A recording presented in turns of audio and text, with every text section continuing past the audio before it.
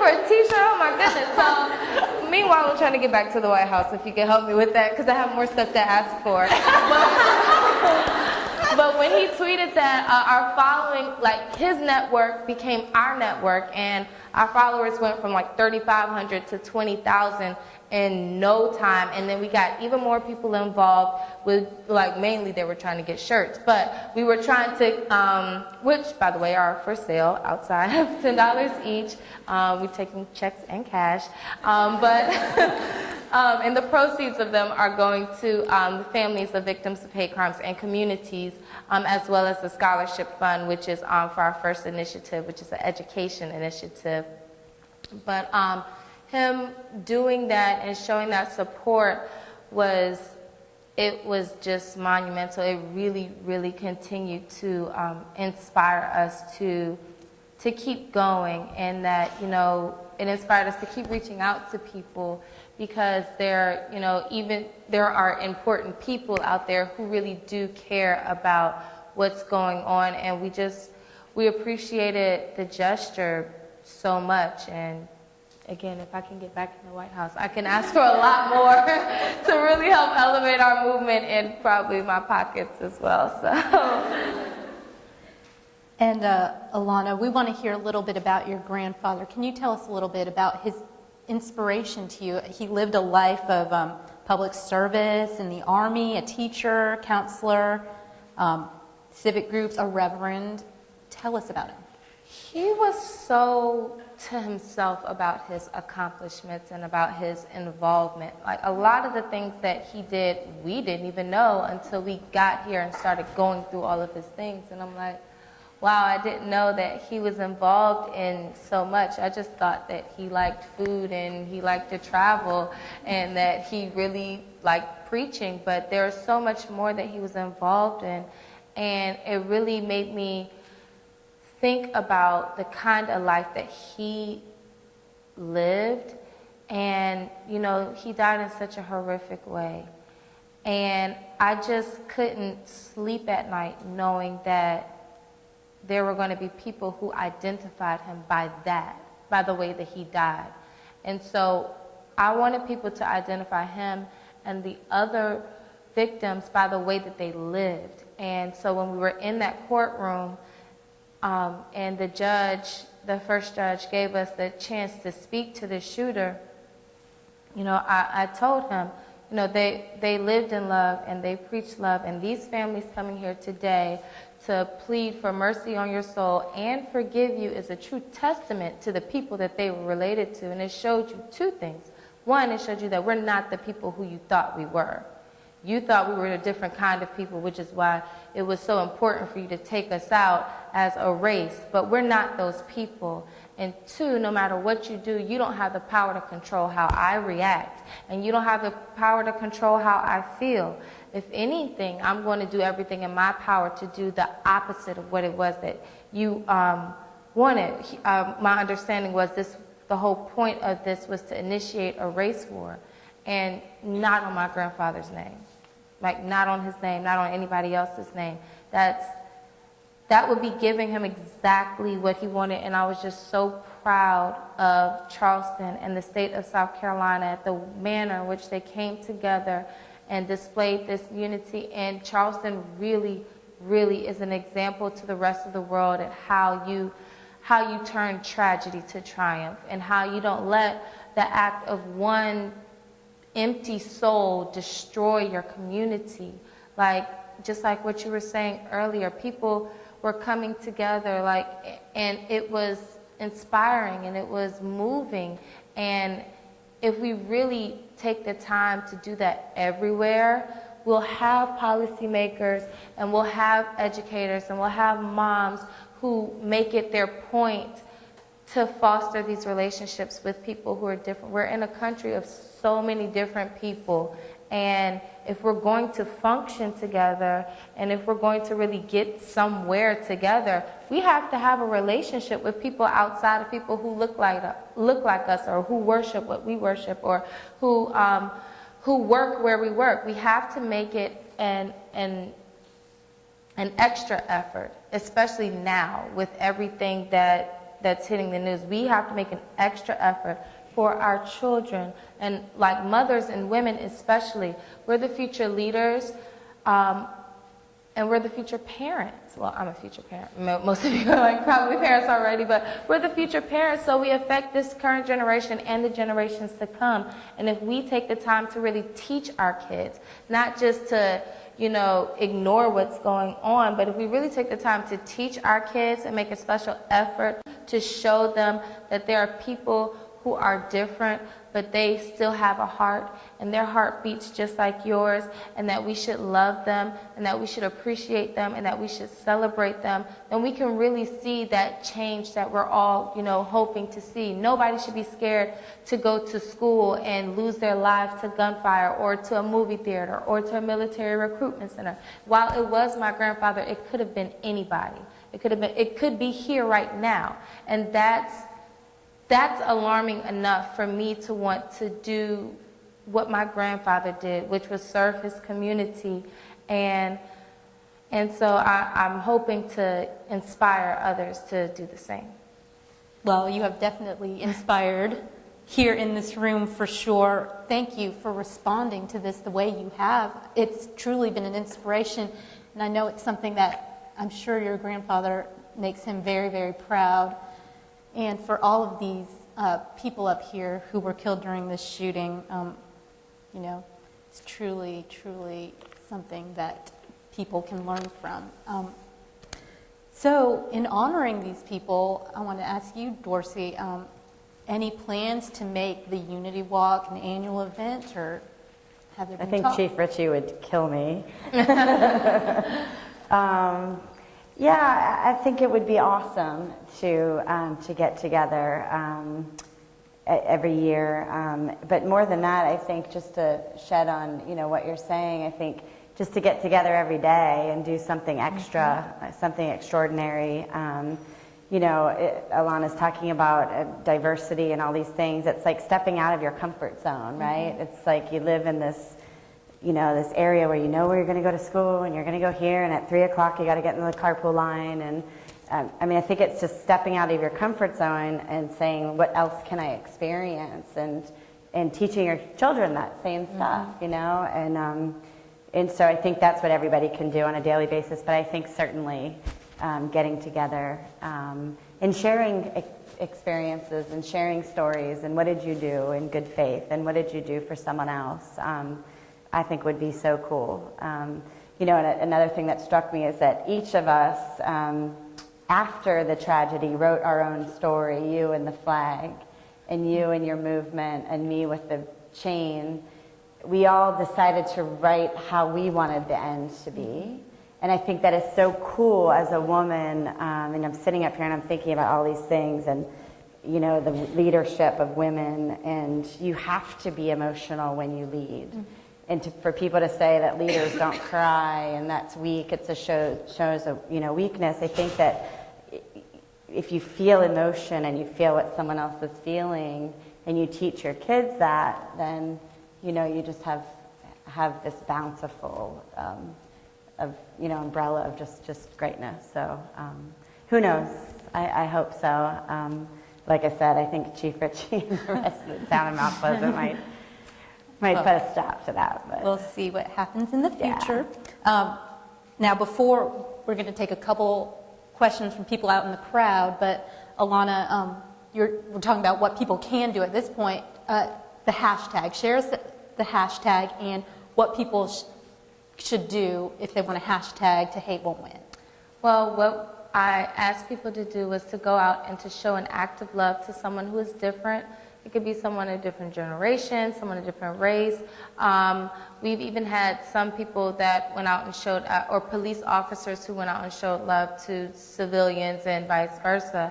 But we're asking them to go out and show an act of love, post it to your social media accounts with the hashtag Hate Won't Win, so that we can find it and repost it to our network, and then to challenge other people to do the same. And with that, we're hoping, I'm a teacher, and I teach in middle school, and all of the kids are like this all day. They're on that social media, and I'm really concerned about what it is that they're seeing. Another part of the reason why I started it was because I was on my Facebook feed and all I was seeing was images of this shooter, and I couldn't take it. I had to put my phone down and put it away, and I'm like, I don't want to see this anymore. And so I want, if no one else, the people that I follow need to be out displaying some love to somebody, because that's what I need to see. And people don't really watch what they watch anymore. You feed your mind. When you're feeding your mind those images, you're feeding your spirit those images. And it can manifest itself in a lot of different ways. And so I wanted the people who are on social media, which is like the majority of us, I wanted to feed their spirit something positive.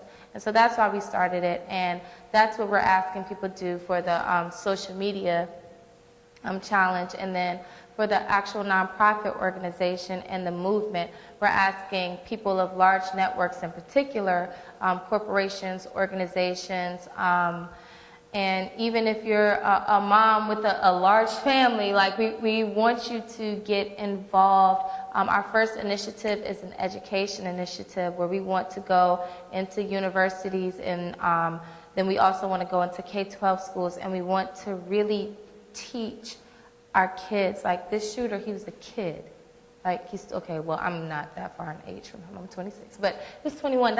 In my mind, that's a kid. And where did you learn this? That stuck with me. Like, who taught you this?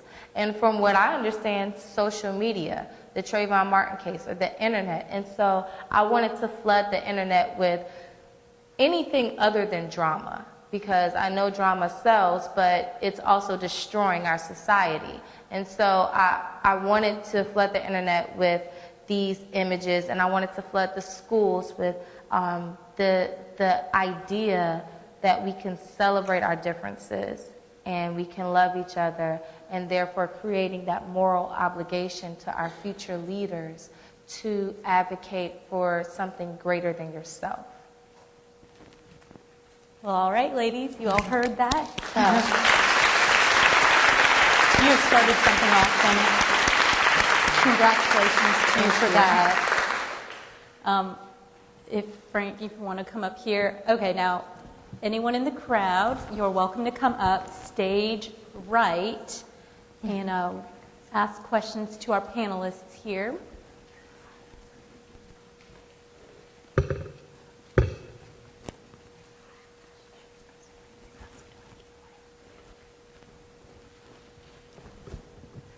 You've all followed your hearts and been a catalyst for change in this community and hopefully around the world.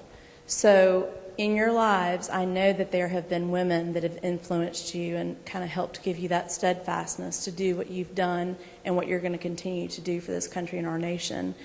Who would those women be? I'll start. My mother. And my mother was a teen mother, and she dropped out of high school to have me, and then she went back to school and really struggled, but never gave up. And that's one of the reasons why I'm such an advocate for medically accurate information in schools, because it is a problem that affects women disproportionately, and we need to be real about it. But my mother is a very educated woman. She works in the healthcare field, and she's very well respected in her field, but she had to struggle mightily to get her education, and that is something that I have always admired about her. So I guess if I get my determination from anyone, it would have to be her, because compared to her life, my life was a cakewalk, because I got the opportunity to go to college, go to law school, and then start a family and do things that serve my state like I've been able to do it. It really is a privilege for me to be able to do that. I would have to say two women. My aunt Rose Simmons, who is Reverend Simmons' daughter, and my mother, Arcelia Simmons. They're polar opposites. They're best friends, but they're complete opposites. My aunt is a follow your dreams type woman, and she everybody who she talks to is like wants to follow her. Like she got that from my grandfather. Like they follow what she says because she's so passionate about what she says and what she does. And she helped me to really get myself out there. Like I've always had ideas and stuff like that, but never would I've been able to get out in front of people or get onto national news outlets or start a national campaign without having that kind of support or feeling like I had that kind of support and encouragement from the people that raised me. And so she's really big on going for what you believe in. And my mother has a servant spirit, just like my grandfather. She's a teacher as well, and I'm a teacher too. I never plan on working as hard as she does because she gives so much to her students, and she makes such an impact on their lives by coming to work every day and doing what she knows is right, whether she has people who agree with her or not. And so she inspires me to have the courage to say what needs to be said as opposed to what's popular. A lot of people, especially my age, they get caught up in popularity and where their popularity becomes more important than their purpose. And, you know, if you're really going to find your purpose, then you're going to have to say what needs to be said, which is like what you did. You didn't say the popular thing. You said what needed to be said. And my mother really inspires me to do that kind of stuff. And she's very, very wise, and all of her wisdom comes from the Bible. And everything that I ask her about, well, you know, the Bible says this, and that was another thing that my grandfather did as well. Like, that's where they get their wisdom, that's where they get their strength. And so those two women are the two women who inspired me. So yeah, my mom definitely, I lost her at 20, so it's kind of a hard thing to talk about, but I've definitely channeled through her, and I feel like I'm just living her spirit. So, you know. Thank you. Well, you three ladies are definitely women that inspire us, so thank you for all you all have done. We do have another question here from the crowd. Hello, good evening. My name is Aisha Pinckney, and I am actually from Washington, D.C. Grew up in Gaithersburg, Maryland, and graduated in Fort Washington, Maryland. I'm the youngest of 8 kids. My mom was a single parent. It was tough, but somehow I ended up going to Converse College, graduating on the dean's list, and I currently teach. And I work at a school here in Charleston where I am the only African-American teacher on staff in a classroom. And it is a wonderful opportunity to bridge the gap for students who have never been in a close proximity to a professional, just an African-American in general. And I've seen barriers being broken with children instantly, misconceptions being broken instantly. Regardless of what may have been taught at home or what they've been seeing on television or social media, those barriers broken instantly. And I know it's contributed, not because I'm that much of a great person, but the amount of love and the lack of hate that is in children, which I think is cool. Trickery, yes, they like to be tricky, but not so much hate. So I definitely appreciate you all, Ms. Simmons especially, talking about bridging those relationships, because that's where it starts. But I also want to know, outside of my student interaction, what could one do to kind of bend those barriers as well, like with the parents and the community within oneself? I am very politically driven at times. I'm very ambitious, but at the current state, I've only been teaching 3 years, and I'm not going to rock the boat necessarily. But there have been things that have happened that are directly related to race, and there have been things where you overlook it because the kids mean more. As a mom of 3, I know that I want my daughter to go to school in a place where they don't